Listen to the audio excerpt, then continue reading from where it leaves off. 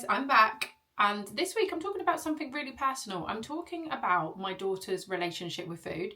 I'm talking about where I went wrong, which I really did, and how I managed to course correct and reverse back. And I really hope this episode helps a lot of you out there. I really hope this episode lands with the softness that I hope it will, and lands with the perspective that it's never too late. We don't have to be perfect, but actually just starting can be really, really helpful. And I guess if I go back, so I wasn't a nutritionist at the time that I became a mum. So when I had my daughter, I knew absolutely nothing about food at all. When I had my daughter, I really had no interest in food. I had no interest in nutrition, and my own diet was very, very basic. My mum was an awful cook when I was younger. Everything was beige, everything was basic, everything was bland. So I kind of just grew up with food like that, and I didn't really experiment. I didn't try things. And you will maybe not believe this, but I ate 0 vegetables. And yes, I was unwell quite a lot of the time. I would have coughs, I'd had colds, they would linger. But I just didn't like veg. I absolutely hated veg, so I just didn't eat veg. So when my daughter came about, it didn't really occur to me initially to change anything that I was doing. And as she was growing older and when she was in her toddler years, I still didn't eat vegetables.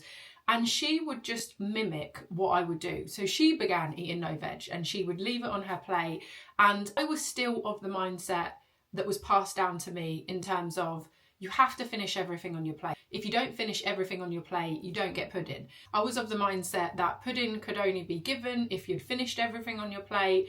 And really, I fully was embodied in what I now know to be so unhelpful for adults and for children. I was embodying everything that I had been taught, and I hadn't really changed any narrative around food from the one that I had. I then, as she got a little bit older, I then kind of found my way into fitness, and I then veered into the counting every calorie, tracking everything that I ate, severe distrust of my body. And what I came to realise, and what I know deeply now, is it does not matter as much what we say to children. It matters what they see. It really, really does. Like, parents don't need to actively say or verbally say that they are in a tumultuous relationship with their body or they dislike their body. There is an energy around that children and other people can pick up on. And it's the same with food. Even if you think that you're not communicating your food struggles to your children, 9 out of 10, they are picking up the energy of our relationship with our body and our relationship with food. And I don't say that out of judgment. I say that out of experience, and I say that out of having support many, many people, and then sometimes getting to hear their children and the things that they're saying. I say that having gone into schools and worked with younger children and hearing their narrative around their parents' relationship with food and their body. So mine personally did not start off on a good foot. My own relationship with food was challenged. My own relationship with my body was disconnected. And I had this young daughter who I was extremely influential on, but not really recognising the gravity of the influence that my actions were actually going to have. So she was completely engulfed in the mindset of finish everything on your plate, eat your vegetables always. Like what I say goes over what you tell me. So if I say that this is the amount that you should be eating, then this is the amount that I believe you should be eating, and you need to finish that food. Pudding will only be available if you finish that food. Now, fast forward to becoming a nutritionist many, many, many years later. And what I began to realise over a course of time is that as a society, that narrative that most of us grew up with is fundamental to our current society's struggles with food and with their relationship with their body. And so as I saw this, I thought I need to do something differently, because if I just model and do exactly the same with my daughter, she is literally going to grow up and experience the same food challenges and the same battles with her body. And that is something that I really, really didn't want.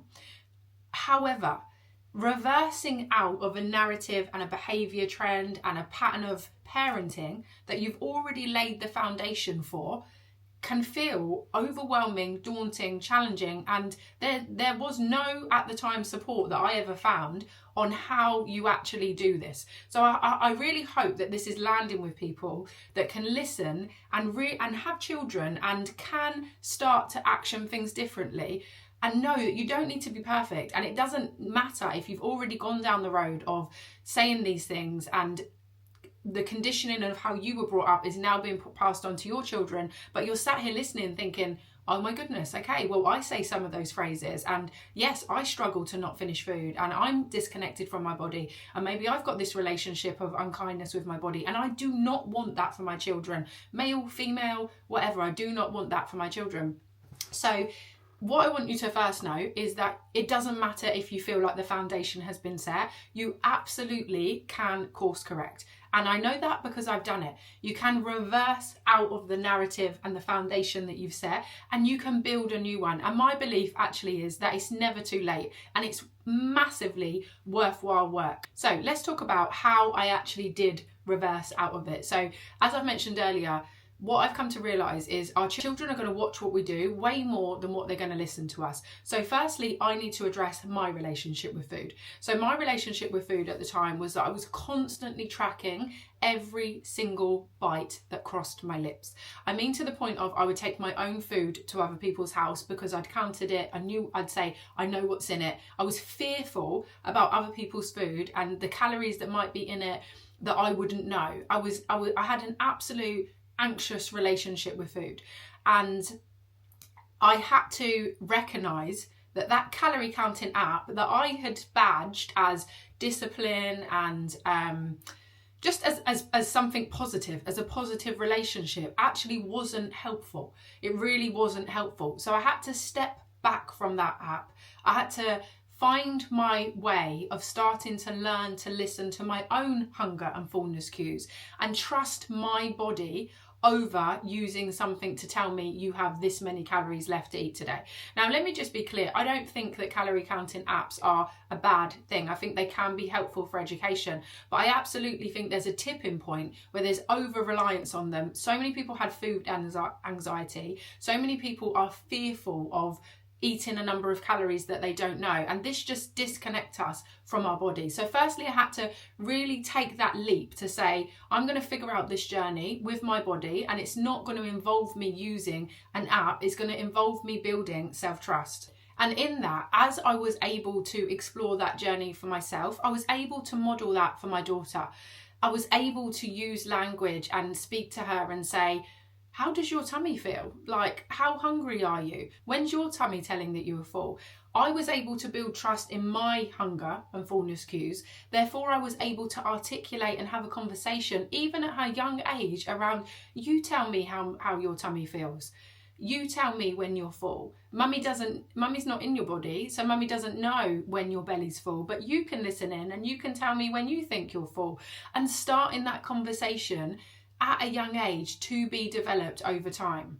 I also did something which I know is hugely controversial, and I have many friends, many family members that still do this, and there is no judgment. This is my experience personally, and this is my experience professionally, and many of you may do this in your home, but I stopped pressurizing her to ever finish food. Now that caused some controversy, because when she goes to family members, and my stance is she doesn't have to finish what's on her plate. If she has checked in with her body and her tummy and she says she's full, I don't care if she's eaten 2 bites or 3/4. When she says she's full, we honour her words because she's honouring her body. Now, of course, there was a period of time where boundaries are being pushed, and that's normal. That's an unlearning of a foundation that we have already set. But in that, I stand by that, and she's 10 in December.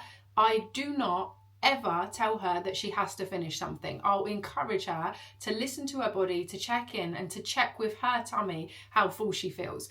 Now, Even at school, this has caused challenges because sometimes she'll say she's full and the teachers will say, oh, have one more bite and have one more bite. She's now got to the age where she finds that strange, that they are encouraging her to override what her body has already let her know. So we've had lots of dialogue about the fact that this actually isn't the standard in our culture, but why it's so important. Another thing is I gave her different language to use. So sometimes children will say, I'm full up, I'm full up. What I started to explore with her is, are you actually full up or are you just bored of eating that? I know personally for me, sometimes I might have a meal and I'm like, I've just had enough of this. It seems that we are allowed to have that articulation around food, but we don't allow our children the same. So whatever she tells me, whatever she articulates, it's okay. If you've just had enough of eating that, that's okay. You've had enough of eating that. I'm not going to force you to eat more. And I would rather you articulate what it actually is rather than using I'm full, I'm full, I'm full. So I gave her different language to use. She also never has to finish her food to receive pudding. Now again, this has been hugely controversial. If she eats 2 bites of food and tells me that she's full and then later on says, well, I'd like pudding, I still give her pudding. Now, some of you will be thinking, that's wild. My child would take the mick. They would hugely push the boundaries.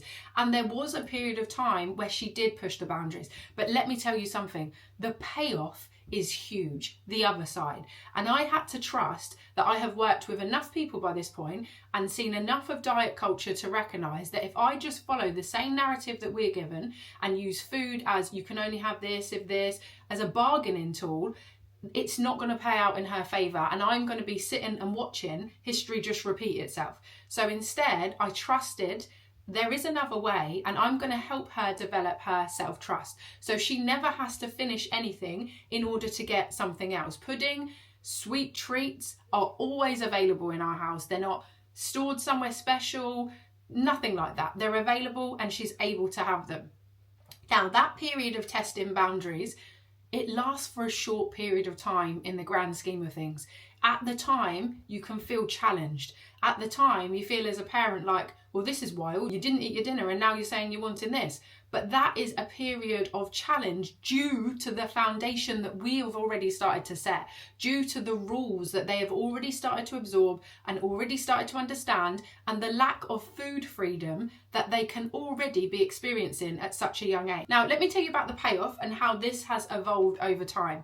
And I'm not saying that I have this nailed and it's perfect and there will never be any challenges, but at this point in time, as it stands, my daughter has a wonderful relationship with food. She has one of the best relationships with food that I have ever had the absolute honour to witness. She checks in with herself around how hungry she is. She checks in with herself around how full she is. She will have food on her plate. She will stop eating. She will say, I'm just going to leave it 10 minutes and see if I would like the rest. She will have a donut or a cake and say, you know what, I'm not really that hungry, so I'm going to have it later or I might have it tomorrow. No food is on a pedestal to her. And I really mean that. Even her favourite food, if she is not hungry, she will not eat any more of it. She takes her time. She really considers how her stomach feels. She will say things like, I think if I eat a bit more of that, I'm going to tip myself over the edge and be really full.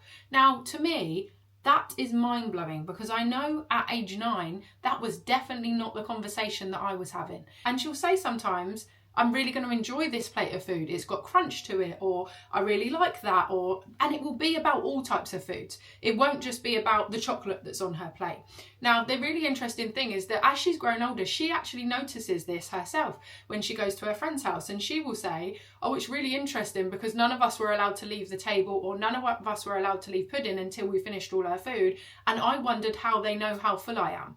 Or my friend said that she isn't allowed a chocolate bar anymore in her lunch because she didn't eat her sandwich yesterday. And she now sees this as, that's strange because surely you know how you feel and surely you're allowed to decide how hungry you are as to whether you eat your sandwich. Now, I know there are many children with eating difficulties and challenges and special considerations. And so I'm not speaking to that. I'm speaking to the general population that grew up in the same time that I did, where it was just standard and rigid that you had to finish everything on your plate, that pudding was conditional on finishing everything on your plate, that you weren't allowed to decide how hungry or how full you were. You were just served and then that was given to you, and your appetite was almost assumed as stable each day, assumed as going to be your appetite was almost assumed as going to be the same day in, day out. There was no flex for movement, really. If you asked for something, it was, you must have fruit first. There was no, now of course we need to parent and we need to educate and we need to guide, but I believe that there is a space, and I have witnessed and done that, even though the landscape that I started with wasn't ideal.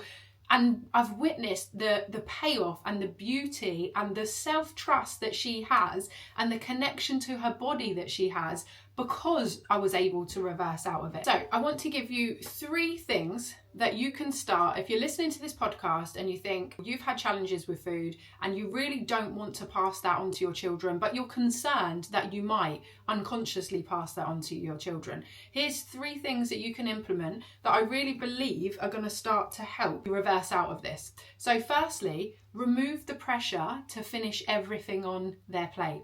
Now understand that there's going to be a period of potential boundary pushing. This is normal. It's not going to last forever. The novelty is going to wear off. It's going to become standard behaviour.